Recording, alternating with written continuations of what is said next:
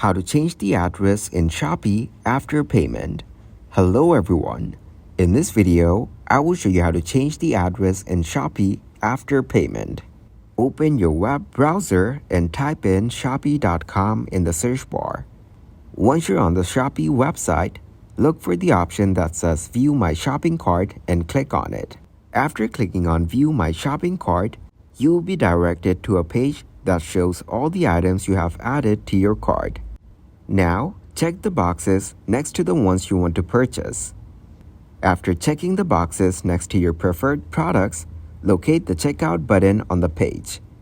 On the checkout page, you will need to enter your full name and phone number.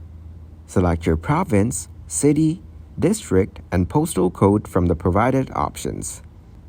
Enter your street number in the designated field. Select the label as either home or work for the delivery address. After that, click on the Submit button. Thank you guys for watching this video. Hope you got some value. Make sure to like the video and subscribe to the channel to get notified for new videos. See you in the next one.